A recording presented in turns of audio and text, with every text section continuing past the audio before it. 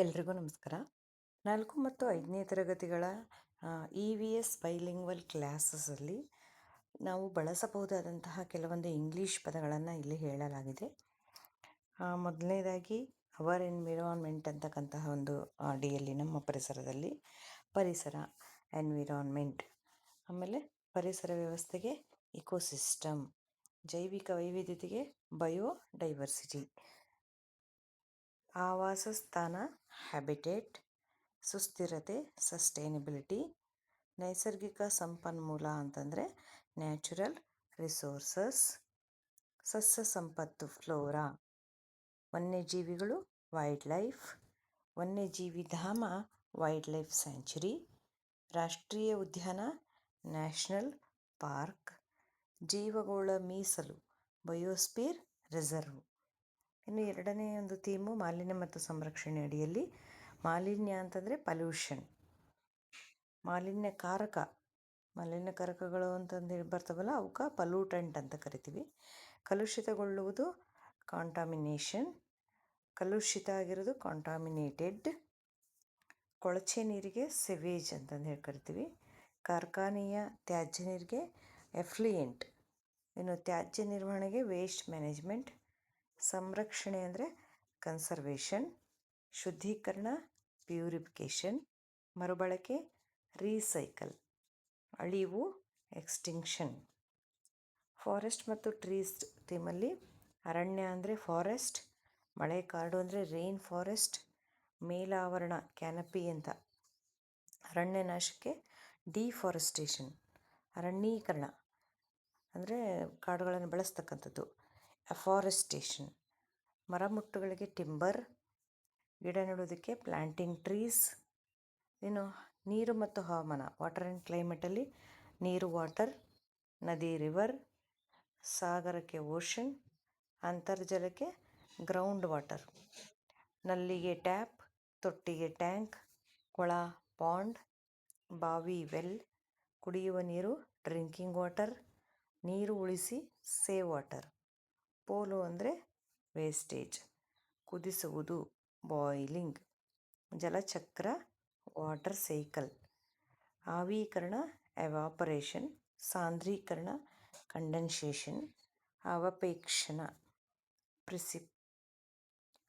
Precipitation, ಸಂಗ್ರಹಣೆ collection, ಬಾಷ್ಪ ವಿಸರ್ಜನೆ ಟ್ರಾನ್ಸ್ಪಿರೇಷನ್, ಮಳೆ ರೈನ್, ಮುಂಗಾರು ಮಾನ್ಸೂನ್, ಬರಗಾಲ ಡ್ರೌಟ್, ಪ್ರವಾಹ ಫ್ಲೂಡ್, ಮೋಡ ಕ್ಲೌಡ್, ಗಾಳಿ ವಿಂಡ್, ಬಿರುಗಾಳಿ ಸ್ಟಾರ್ಮ್, ಕಾಮನಬಿಲ್ಲು ರೇನ್ಬೋ, ಹವಾಮಾನ ಬದಲಾವಣೆ ಕ್ಲೈಮೇಟ್ ಚೇಂಜ್, ಹಸಿರುಮನೆ ಪರಿಣಾಮ ಗ್ರೀನ್ ಹೌಸ್ ಎಫೆಕ್ಟ್, ವಾಯು ಮಾಲಿನ್ಯ ಏರ್ ಪೊಲ್ಯೂಷನ್, ಜಲಮಾಲಿನ್ಯ ವಾಟರ್ ಪೊಲ್ಯೂಷನ್, ಶಬ್ದ ನಾಯ್ಸ್. ಇನ್ನು ಸಸ್ಯಗಳು ಥೀಮಲ್ಲಿ ಗಿಡ ಅಂದರೆ ಪ್ಲ್ಯಾಂಟ್, ಮರ ಟ್ರೀ, ಬೇರು ರೂಟ್, ತಾಯಿ ಬೇರಿಗೆ ಟ್ಯಾಪ್ ರೂಟ್, ನಾರು ಬೇರಿಗೆ ಫೈಬ್ರಸ್ ರೂಟ್, ಬೇರು ಕೂದಲುಗಳಿಗೆ ರೂಟ್ ಹೇರ್, ಬೇರು ಟೊಪ್ಪಿಗೆಗೆ ರೂಟ್ ಕ್ಯಾಪ್, ಪಾರ್ಶ್ವ ಬೇರುಗಳಿಗೆ ಲ್ಯಾಟರಲ್ ರೂಟ್, ಕಾಂಡ ಸ್ಟೆಮ್, ಎಲೆ ಲೀಫ್, ಫ್ಲವರ್ ಹೂವು ಫ್ಲವರ್, ದಳ ಪೆಟಲ್, ಪರಾಗ ಪೋಲನ್, ಪರಾಗಸ್ಪರ್ಶಕ್ಕೆ ಪಾಲಿನೇಷನ್, ಮಕರಂದ ನೆಕ್ಟರ್, ಬೀಜ ಸೀಡ್, ಹಣ್ಣು ಫ್ರೂಟ್, ದ್ಯುತಿ ಸಂಶ್ಲೇಷಣೆಗೆ ಫೋಟೋಸಿಂಥೆಸಿಸ್, ತೋಟ ಅಂದರೆ ಗಾರ್ಡನ್.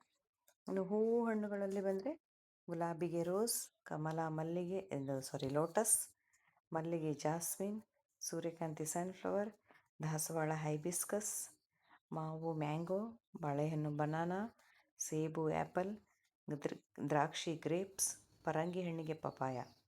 ತರಕಾರಿ ಮತ್ತು ಆಹಾರಗಳ ಪದಗಳು ಯಾವುದು ಬರುತ್ತೆ ಅಂದರೆ ತರಕಾರಿ ವೆಜಿಟೇಬಲ್, ಟೊಮ್ಯಾಟೊನೆ, ಆಲೂಗಡ್ಡೆಗೆ ಪೊಟ್ಯಾಟೊ, ಗಜ್ಜರಿಗೆ ಕ್ಯಾರೆಟ್, ಬದನೆಕಾಯಿಗೆ ಬ್ರಿಂಜಲ್, ಪಾಲಕ್ ಸೊಪ್ಪಿಗೆ ಸ್ಪಿನ್ಯಾಚ್. ಆಹಾರ ಅಂದರೆ ಫುಡ್, ಅಕ್ಕಿ ಅಂದರೆ ರೈಸ್, ಚಪಾತಿಗೆ ಚಪಾತಿ, ಹಾಲು ಮಿಲ್ಕ್, ಮೊಸರು ಕರ್ಡ್, ಮೊಟ್ಟೆ ಎಗ್, ಸಕ್ಕರೆ ಶುಗರ್, ಉಪ್ಪು ಸಾಲ್ಟ್. ಇನ್ನು ಆಹಾರದ ಪೋಷಕಾಂಶಗಳು ಯಾವುದಾದ್ರು ಅಂದರೆ ಕಾರ್ಬೋಹೈಡ್ರೇಟ್ಸ್ ಶರ್ಕರ ಪಿಷ್ಟಗಳು, ಪ್ರೋಟೀನ್ ಸಸಾರಜನಕ, ಫ್ಯಾಟ್ ಕೊಬ್ಬು, ವಿಟಮಿನ್ ಜೀವಸತ್ವಗಳು, ಮಿನರಲ್ ಅಂದರೆ ಖನಿಜಾಂಶ.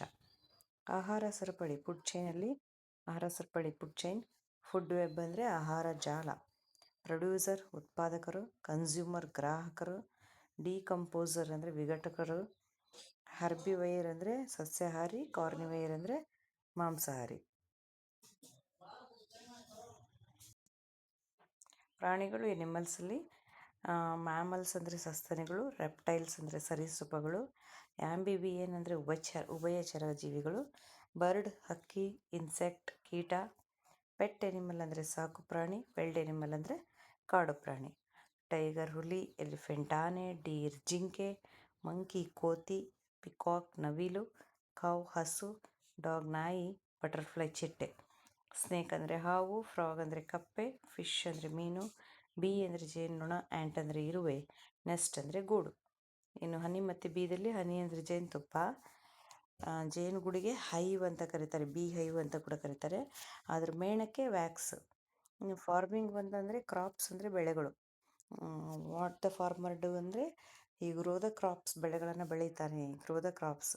ಪ್ಯಾಡಿ ಭತ್ತಕ್ಕೆ ಪ್ಯಾಡಿ, ವೀಟ್ ಗೋಧಿ, ಕೊಕೊನಟ್ ಟ್ರೀ ತೆಂಗಿನ ಮರ, ಫರ್ಟಿಲೈಸರ್ಸ್ ಅಂದರೆ ಗೊಬ್ಬರ, ಫ್ಲೋ ಹೊಡೆಯೋದು ನೇಗಿಲು, ಫಾರ್ಮರ್ ರೈತ. ಅವರ್ಡ್ ಬಾಡಿಗೆ ಬಂದರೆ ಹಾರ್ಟ್ ಹೃದಯ, ಲಂಗ್ಸ್ ಶ್ವಾಸಕೋಶ, ಲಿವರ್ ಅಂದರೆ ಯಕೃತ್, ಕಿಡ್ನಿ ಮೂತ್ರಪಿಂಡ, ಸ್ಟಮಕ್ ಅಂದರೆ ಜಠರ, ಐ ಅಂದರೆ ಕಣ್ಣು, ನೋಸ್ ಅಂದರೆ ಮೂಗು, ಇಯರ್ ಅಂದರೆ ಕಿವಿ, ಟಂಗ್ ಅಂದರೆ ನಾಲ್ಗೆ, ಸ್ಕಿನ್ ಅಂದರೆ ಚರ್ಮ, ಟೀತ್ ಅಂದರೆ ಹಲ್ಲುಗಳು ಯಾವಾಗಲೂ ಜೊತೆಲೇ ಇರೋದ್ರಿಂದ ಇದಕ್ಕೆ ಟೀತ್ ಅಂತ ಹೇಳಿ ಯೂಸ್ ಮಾಡ್ತೀವಿ. ಹ್ಯಾಂಡ್ ಅಂದರೆ ಕೈ, ಲೆಗ್ ಅಂದರೆ ಕಾಲು.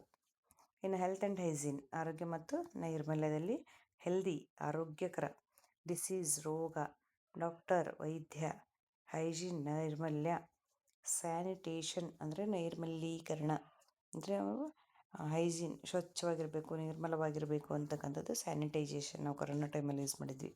ವೆಕ್ಟರ್ ಅಂದರೆ ರೋಗವಾಹಕ, ರೋಗವನ್ನು ತರ್ತಕ್ಕಂಥದ್ದು ವೆಕ್ಟರ್. ಇಮ್ಯುನಿಟಿ ರೋಗ ನಿರೋಧಕ ಶಕ್ತಿ, ಫಸ್ಟ್ ಏಡ್ ಪ್ರಥಮ ಚಿಕಿತ್ಸೆ. ಇನ್ನು ಹೋಮ್ ಆ್ಯಂಡ್ ಸೊಸೈಟಿ ನಮ್ಮ ಮನೆ ಮತ್ತು ಸಮಾಜದಲ್ಲಿ ಫ್ಯಾಮಿಲಿ ಅಂದರೆ ಕುಟುಂಬ, ನೈಬರ್ ಅಂದರೆ ನೆರೆಹೊರೆಯವರು, ವಿಲೇಜ್ ಅಂದರೆ ಹಳ್ಳಿ, ಸಿಟಿ ಅಂದರೆ ನಗರ, ಸ್ಕೂಲ್ ಶಾಲೆ, ಕ್ಲಾಸ್ ರೂಮ್ ತರಗತಿ, ಟೀಚರ್ ಶಿಕ್ಷಕರು ಅಥವಾ ಶಿಕ್ಷಕಿ, ಶಾಪ್ಕೀಪರ್ ಅಂಗಡಿಯವ, ಪೋಸ್ಟ್ ಮ್ಯಾನ್ ಅಂಚೆಗಾರ. ಹಬ್ಬಗಳು ಬಂದರೆ ಫೆಸ್ಟಿವಲ್ಸ್ ಹಬ್ಬ, Deepavali, Dasara. Transport bus, car, cycle, train, aeroplane ಇವೆಲ್ಲ ಕನ್ನಡ ಇಂಗ್ಲೀಷಲ್ಲಿ ಯೂಸ್ ಮಾಡ್ತೀವಿ. ಲೆಟರ್ ಪತ್ರ, ಮೊಬೈಲ್, ಕಂಪ್ಯೂಟರ್, ಗಣಕಯಂತ್ರ.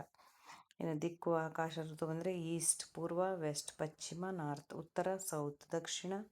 ಸನ್ ಸೂರ್ಯ, ಮೂನ್ ಚಂದ್ರ, ಸ್ಟಾರ್ ನಕ್ಷತ್ರ, ಸ್ಕೈ ಆಕಾಶ, ಏರ್ ಗಾಳಿ, ಸಮ್ಮರ್ ಬೇಸಿಗೆ, ವಿಂಟರ್ ಚಳಿಗಾಲ, ರೈನಿ ಸೀಸನ್ ಮಳೆಗಾಲ.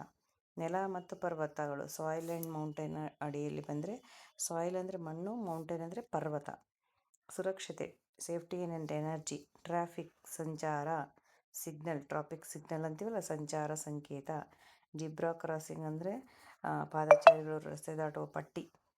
ರಿನ್ಯೂವಬಲ್ ಎನರ್ಜಿ ಅಂತಂದರೆ ನವೀಕರಿಸಬಹುದಾದ ಶಕ್ತಿಗಳು, ಸೂರ್ಯ ಮತ್ತು ನೀರು, ಅರಣ್ಯ ಇವೆಲ್ಲ ನವೀಕರಿಸಬಹುದಾದ ರಿನ್ಯೂವಬಲ್ ಎನರ್ಜೀಸ್. ಕ್ಲೀನ್ಲಿನೆಸ್ಸಿಗೆ ಬಂದರೆ ಗಾರ್ಬೇಜ್ ಅಂದರೆ ಕಸ, ಡಸ್ಟ್ ಅಂದರೆ ಧೂಳು, ಸರೌಂಡಿಂಗ್ ಅಂದರೆ ಸುತ್ತಮುತ್ತಲು, ನೇಚರ್ ಅಂದರೆ ಪ್ರಕೃತಿ. ಇವಿಷ್ಟು 4-5ನೇ ತರಗತಿ ಪಠ್ಯಕ್ಕೆ ಸಂಪೂರ್ಣ ಉಪಯುಕ್ತವಾದಂಥ ಮಾಹಿತಿ. ಇದನ್ನು ಪ್ರಿಂಟ್ ಆದರೂ ಮಾಡಿಕೊಡ್ರಿ ಅಥವಾ ಫ್ಲ್ಯಾಶ್ ಕಾರ್ಡು ಕೂಡ ಮಾಡಿ ಅಥವಾ ಚಾರ್ಟ್ ಟೈಪ್ ಮಾಡಿಕೊಂಡು ನಿಮ್ಮ ತರಗತಿನಲ್ಲಿ ಹಾಕಿಟ್ಕೊಂಡ್ರೆ ಮಕ್ಕಳಿಗೆ ಓದಲಿಕ್ಕೂ ಅನುಕೂಲ, ನಮಗೂ ಕೂಡ ಪಾಠ ಮಾಡಬೇಕಾದ ಸಂದರ್ಭದಲ್ಲಿ ಬಳಸಲಿಕ್ಕೆ ಅನುಕೂಲ ಆಗುತ್ತೆ. Thank you.